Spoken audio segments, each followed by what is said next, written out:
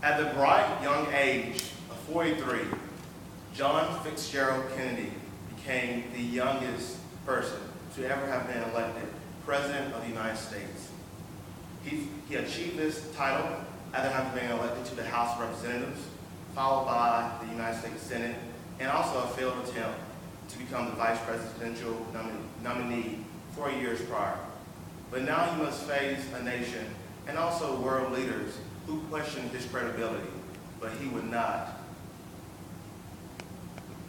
allow them to question him anymore after delivering this speech. And on a cold afternoon on January 20th, 1961, he stood before a nation and the watching world, challenging them to take action. And these are his words.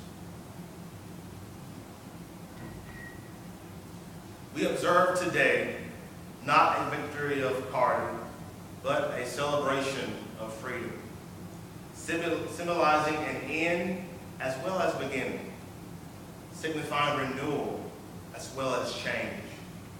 For I have sworn before you and Almighty God, the same oath our forebears prescribed nearly a century and 3/4 ago. The world is very different now. For man holds in his hands the power to abolish all forms of human poverty and all forms of human life. And yet the same revolutionary beliefs for which our forebears fought are still at issue around the globe. The belief that the rights of man come not from the generosity of the state, but from the hand of God. We dare not forget today that we are the heirs of the first revolution. Let the word go forth from this time and place to friend and foe alike, that the torch has been passed to a new generation of Americans born in this century, tempered by war, disciplined by a hard and bitter peace, proud of our ancient heritage, and unwilling to witness or permit the slow undoing of those human rights to which this nation has always been committed, and to which we are committed today, at home and around the world. Let every nation know, whether it wishes us well or ill, that we shall pay any price, bear any burden, meet any hardship, support any friend, oppose any foe, to assure the survival and the success of liberty. This much we pledge, and more. To those allies whose cultural and spiritual origins we share, we pledge the loyalty of faithful friends. United, there is little we cannot do in a host of cooperative ventures. Divided, there is little we can do. For we dare not meet a powerful challenge at odds and split asunder. To our sister republics south of our border, we offer a special pledge to convert our good words into good deeds in a new alliance for progress, to assist free men and free governments in casting off the chains of poverty. Let all our neighbors know that we shall join with them to oppose aggression or subversion anywhere in the Americas. And let every other power know that this hemisphere intends to remain the master of its own house.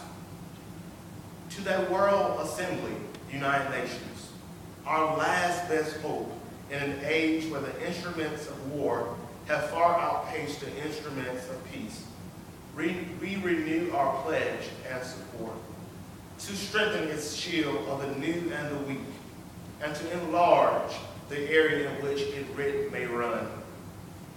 Finally, to those nations who would make themselves our adversary, we offer not a pledge, but a request that both sides begin anew the quest for peace before the dark powers of destruction unleashed by science engulf all humanity in planned or accidental we dare not tempt them with weakness. For only when our arms are sufficient beyond doubt can we be certain beyond doubt that they will never be employed. But neither can two great and powerful groups of nations take comfort from our present course. Both sides overburdened by the cost of modern weapons, both rockily alarmed by the steady spread of the deadly atom, yet both racing to alter that uncertain balance of terror that stays in the hands of mankind's final war. So let us begin anew, remembering on both sides that civility is not a sign of weakness, and sincerity is always subject to proof. Let us never negotiate out of fear, but let us never fear to negotiate. Let both sides explore what problems unite us, instead of belaboring those problems which divide us. Let both sides, for the first time, formulate serious and precise proposals for the inspection and control of arms. Let both sides unite and heed in all corners of the earth the command of Isaiah to undo the heavy burdens and to let the oppressed go free. And if a beachhead of cooperation may push back the jungle of suspicion, let both sides join in creating a new endeavor, not a new balance of power, but a new world of law, where the strong are just, and the weak secure, and the peace preserved. All this will not be finished in the first 100 days, nor the first 1,000 days, nor in the life of this administration, nor even perhaps in the lifetime of this planet. But let us begin. In your hands, my fellow citizens, more than mine, will rest the final success or failure of our course. Since this country was founded, each generation of Americans have been summoned to give testimony to its national loyalty. Now the trumpet summons us again, not as a call to bear arms, though arms we need, not as a call to battle, though in battle we are, but a call to bear the burden of a long twilight struggle, year in and year out, rejoicing in hope, patience in tribulation, a struggle against the common enemies of man, tyranny, poverty, disease, and war itself.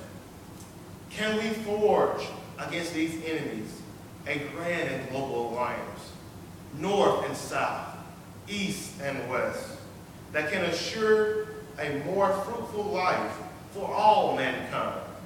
Will you join in this historic effort? In the long history of the world, only a few generations have been granted the role of defending freedom in its hour of maximum danger. I do not shrink from this responsibility. I welcome it. I do not believe that any of us would exchange places with any other people or any other generation. The energy, the faith, the devotion which we bring to this endeavor will light our country and all who serve it. And the glow from that fire can truly light the world. And so, my fellow Americans, ask not what your country can do for you, but ask what you can do for your country. My fellow citizens of the world, ask not what America will do for you, but what together we can do for the freedom of man.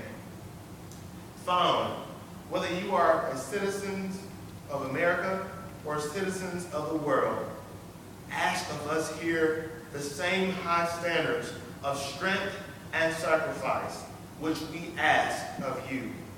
With a good conscience, our only sure reward, with history, the final judge of our deeds, let us go forth to lead the land we love, asking his blessings and his help, but knowing that here on earth, God's work must truly be our own.